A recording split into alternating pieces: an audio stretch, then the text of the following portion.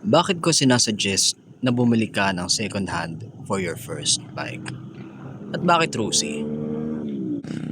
Well, to be honest, ang sinasuggest ko is bumili ka ng manual ng Rusi. Kung scooter ang bibilin mo, stick ka na sa branded with fuel injection. Medyo matakaw kasi yung scooter na carb ng Rusi. Pero yung fuel injected nilang mga scooter is very good din naman. So in my case, nakuha ko tong unit na to with 5,000 odo na hindi laspag yung makina, very good condition. And very very minimal lang yung repairs. Like ang inayos ko lang dito is yung spark plug, battery, palit ng langis, and then yung mga gulong, yung mga normal wear and tear. This is my second bike pala. Ang unang motor ko was Suzuki Bergman 125, which has nabili ko rin ng cash. Pero ito dinown ko lang. Bakit naman kasi hindi? Ang Rusi, nag-offer siya ng 0% interest with a very forgiving na down. Additional na rin siguro na medyo inaantok na ako pagdating sa scooter. Pasensya na kayo, masyadong malakas yung paligid dito. Nasasuggest ko lang na bumili kayo ng second hand na motor for your first bike kung meron kayong kakilala na mekaniko na expert sa motor. Or kung meron naman kayong knowledge sa motor, which is rarely the case, kung bibili kayo ng first bike nyo. Kasi if you take a close look sa mga branded na sports bike, bakit ko ba siya isasuggest? Eventually, pag bumili ka ng motor, mababagsak mo yan. And mas maganda na ito yung mabagsak mo for your practice drive. Mga first months, first weeks mo sa pagmamotor. Hindi magdudusa yung bulsa mo. And also maintenance wise, hindi siya maarte. Well, siguro sa mga bolts ng Rusi, which is a very common issue, is kakalawangin lang yung bolts nila. Pero it's a very easy fix naman.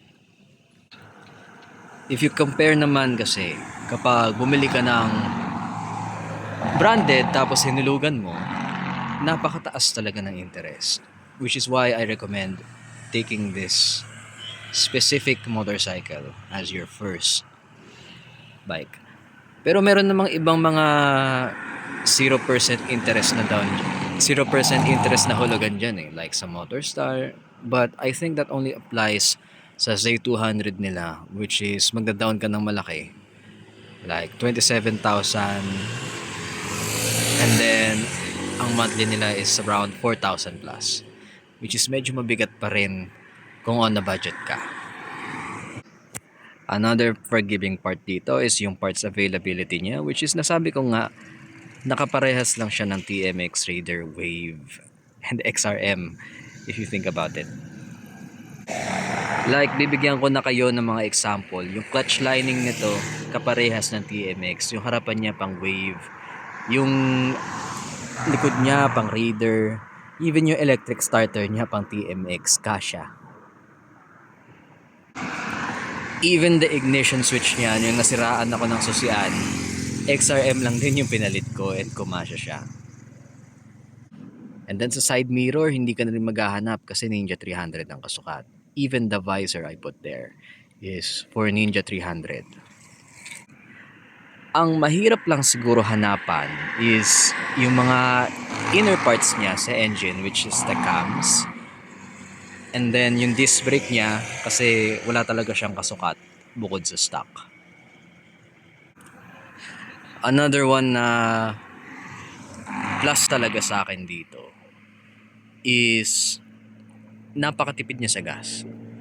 35 to 40 km for 200cc. Parang hindi ka na naglayo sa FI, at pwede mo pa siyang patipirin kung takbong pogi ka lang naman. 24mm carb, which will give you 40 to 43 km per liter. Was this a good financial investment? Answer is yes. Minsan no. Bakit minsan no? Kasi matetempt ka talaga na i-upgrade siya ng i-upgrade. Kaya ako alam yung mga bagay na to kasi sobrang daming beses ko na siya in-upgrade. And pag kinakapos ako, din na-downgrade ko siya. But this bike is very frugal. Pwede mo siyang tipirin, pwede mo siyang palakasin. Ang hihingiin niya lang siya, ang hihingiin niya lang sa'yo, isalagaan mo siya na mabuti. Which is the same naman for all the motors out there. Sa next part, check natin yung mga issues niya. Kung meron kayong mga tanong, like lang, comment, and subscribe.